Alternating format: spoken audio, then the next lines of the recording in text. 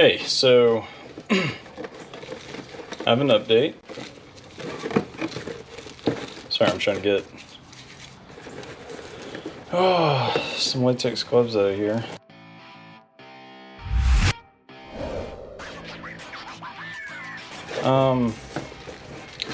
So the transmission, I have to wait for first gear.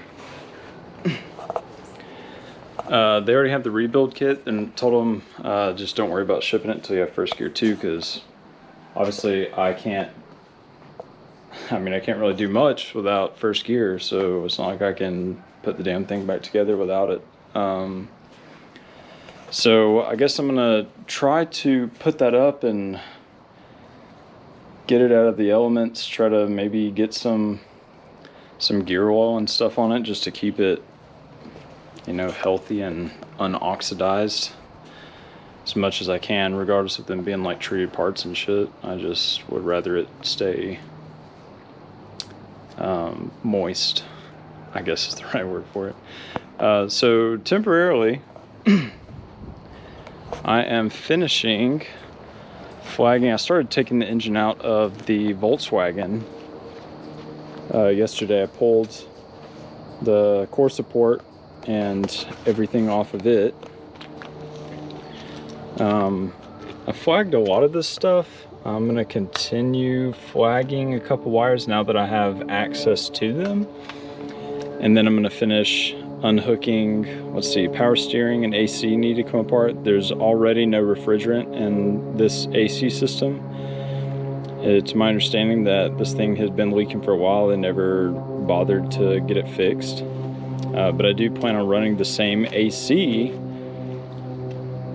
from this car in the Pathfinder when it's done. So I'll have to eventually solve that, but right now I need to get these lines disconnected from the compressor and out of the way so that I can start unbolting these motor mounts and get this thing ready to be taken out. Most of it's already done. Like I said, just power steering. Finish flagging a couple more electronics, and hope I can pull the engine out of this thing and get it on the stand and start trying to make some bare bones modification and resealing of this so that it's nice and reliable and happy when it goes in the Pathfinder. So I guess once I go to pull this engine, I'll give an update, hopefully with it on the stand.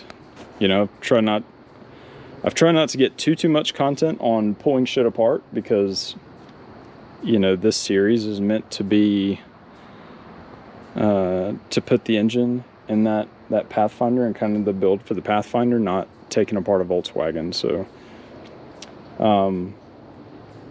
you know, we'll start taping a lot more and getting a lot more content involved. You know, if there's something about taking this apart, or about taking the transmission out of the Pathfinder, the engine out of the Pathfinder, or whatever else that, you know, you guys want to see, then I can do a separate video on those if you know, if there's enough demand for it, I suppose. Anything to help people out. All right, back at it again. I got a little bit dirty. I didn't expect to be out here for this long, but I had to do some, well, first off, I shattered the radiator shroud. I'm sure that I probably won't even use that.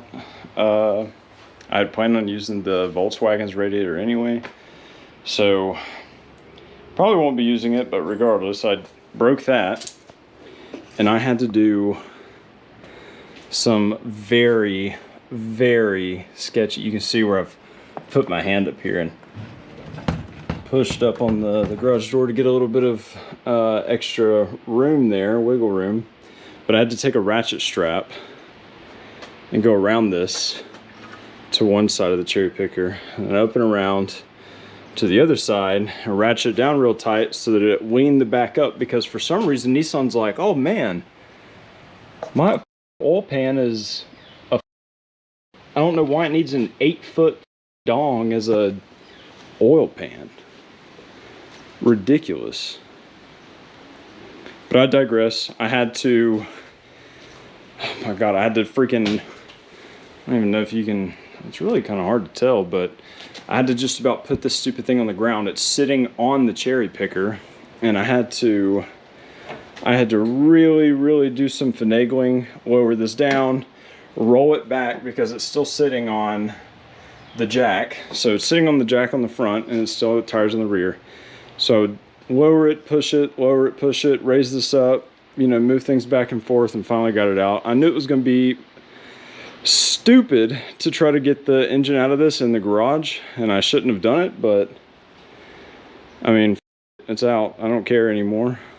You know, that's the biggest thing. Got so much space in here to figure things out. Look at that, man. I got a clear view of what I can work with as far as suspension goes. So hell, at least the stupid thing's out for sure. I don't know what the fuck I'm going to do with it, where I'm going to put it. Biggest thing right now is I'm going to go ahead and get this down so I can get it off the cherry picker, get the cherry picker out of the garage, lift this dumbass thing back up, and hell, see where I can go from there. I need to get things set up and reorganized so that I can start planning the next bit here. The radiator looked like it survived for the most part, but like I said, I probably won't use it anyway. Yeah, so I'll get this down and get things cleaned up, and if there's anything interesting to report back, I guess I can share that with you guys.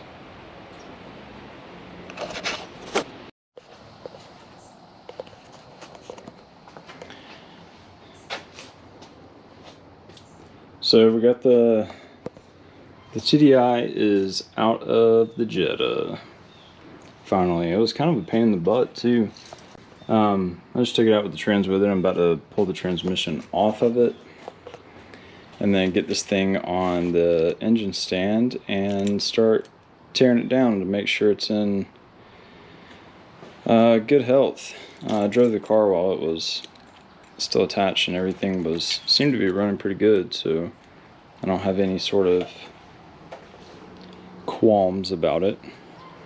I can try to show you guys.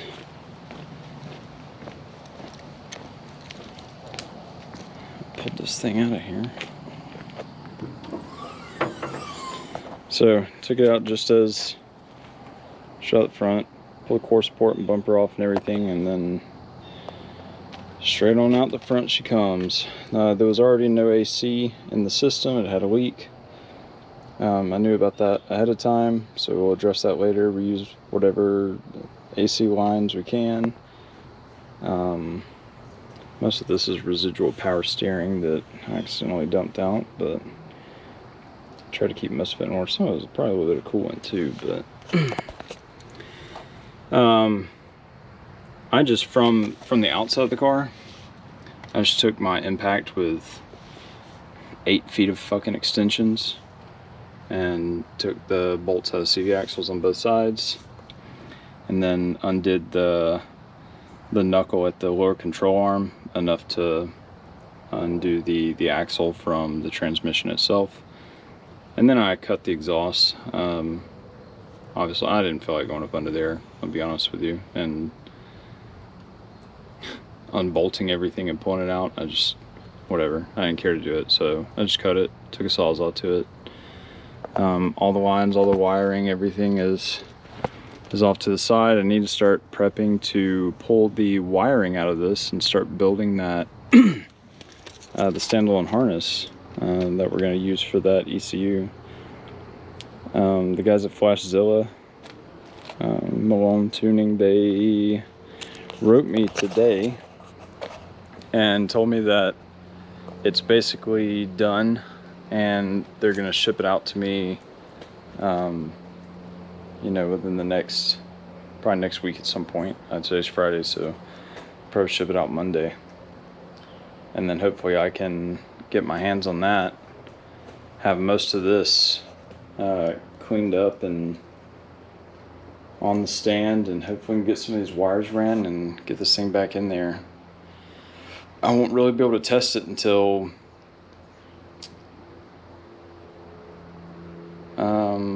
well, it'll be a long time, it seems, before I'll be able to test it. There's probably a couple more, probably 3 or 4 weeks left on the adapter being sent to me.